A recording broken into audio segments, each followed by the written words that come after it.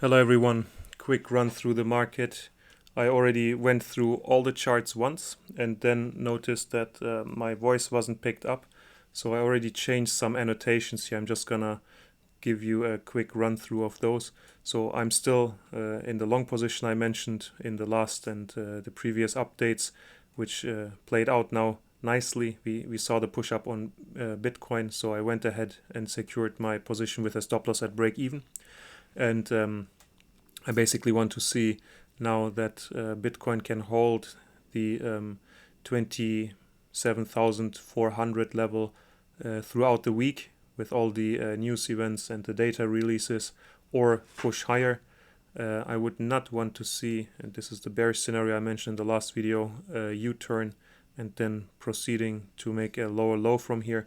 As I mentioned, we have the higher highs and the higher lows.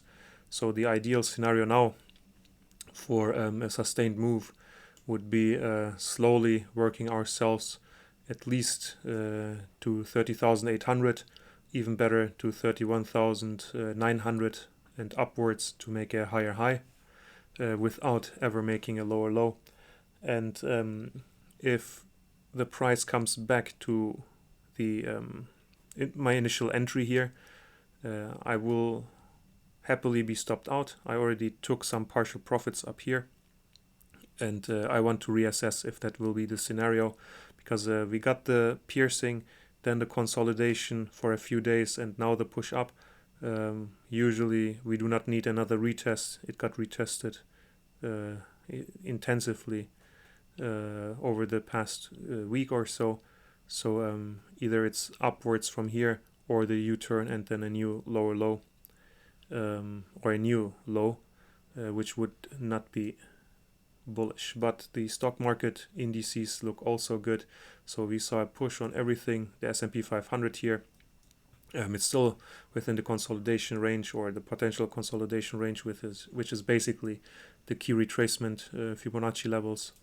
The pivot high to take out for a very bullish continuation is the 4,607 level, and then there doesn't stand much in between that level and the all-time high. I think maybe a few levels we can keep an eye on is this one here and this one here, but the most important one for now is definitely the 4,607 level. Let me mark that with a different color. On the Nasdaq, same story, nice push up, still within the range. So we will see if it rejects here, and then we will go ahead and consolidate between the highs and the lows. But if it breaks out again of the key retracement zone, the pivotal level I have my eyes on is $15,932. So if it breaks above that, there is not much left until the all-time high. Let me just set my alerts. The Dow Jones also still within the retracement zone, but also saw a nice push up, and we will see if it can take out 35,679 or 80. That would definitely be a good sign for the stock market. And if all the indices break out of their key retracement levels and go ahead and take out the pivot high I marked on each chart, which would mean that they make a new higher high after a higher low, then I would really want Bitcoin to start catching up, because if we zoom out, as you can see, we are still far away from the key retracement zone for Bitcoin, and all the stock market indices, or the major ones, are already in this zone consolidating here. So if the stock markets go to make a new all-time high and Bitcoin still waddles around down here, it will be sad, and probably a sign that the market is waiting for regulations to get clarity in the United States. But let's see how it will develop. So let's have a quick look at some alts I already covered once. without the voice recording. So ETH is mimicking Bitcoin right now. Currently I'm just holding some spot ETH, no futures position, and this long position tool was on the 4 hour.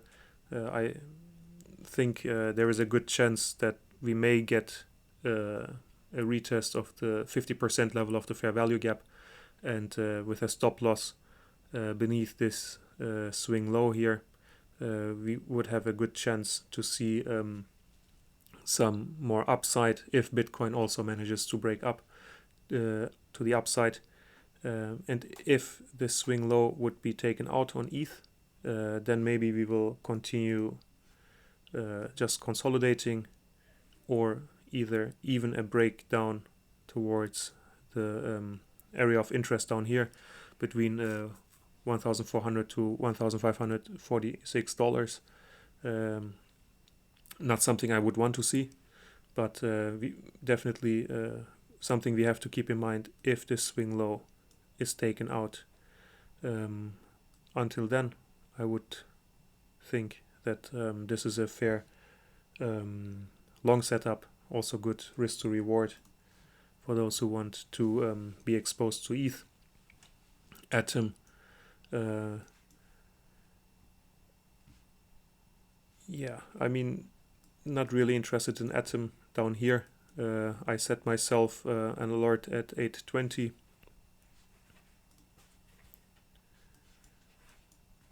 Which is the key level, I think, for hoping to see some more upside on Atom. So if we can break back above $8.21, I may try to catch a long, because I think the retest of the $10.30 level would be next. Until then, this scenario is still very likely, so I set myself an alert down here in the area of interest as well, and whichever triggers first, I will position myself accordingly. AVAX. So I posted a long on both Twitter and the channels. If you caught that one, congratulations. This was a risk to reward of 2, and it filled within the same day and hit the target within the same day. So now I'm not interested in AVAX anymore. It almost gave back all the or about half of the move already, back towards the $10.68 area, and until my alert at $10.20 triggers, or back above 11.74, I'll probably not be touching AVAX anymore. BNB, also some setup to consider. So we saw, I had some drawings here before. I deleted them during my no voice update, but you remember probably from the previous updates that I had something like this drawn on there, and saying that I want to see something like that, and it happened now. So we got the dip beneath the pivot low of $220, then we got the consolidation under it, and now the breakout. So in this case, it is possible that we will see a retest of $220 or $221. And again, like with the ETH setup, this swing low should not be taken out again. Otherwise, if this happens, then probably we'll just be consolidating a little longer here, and the risk of falling at least towards $182 increases. But as long as the swing low stays intact and the retest just goes like this, then I think we will soon be heading towards the highs here, which are around $249. Just for those who want some exposure to BNB, I am personally not gonna take this position. E-gold E-gold is looking weakish. I think some more consolidation is likely here. I set myself an alert at $28.22 because that's the previous pivot low. If it breaks above there, then we could see continuation towards $30.92, where I also set myself an alert. And until it's back above here, I'm not that interested in e-gold. Excuse me. Phantom has been a while. So it's basically a similar structure to BNB right now. It pierced the pivot low of around 21.6 cents. Now is consolidating under it, and the break through that level on BNB, it was a lot stronger or better positioned because the consolidation was tighter under the pivot low. But in Phantom's case, I'm not that convinced yet, so I'm waiting for my alert at around 24.6 cents to get triggered, and then I will potentially look for a long towards 30 or 31 cents. And on the downside, I have an alert at 16.4 cents, which if triggered, I may be interested in looking for positive divergences down here. But until one of these alerts triggers, I'm not really interested in taking a phantom position. Link. So Link is also not showing that much strength. The push upwards just rejected at the 60% retracement level. So I think here we will also see some more consolidation before. I'm still positioned long from when price was back down here, TP'd partially up here and reaccumulated here. So I'm happy to wait for some more consolidation time to pass.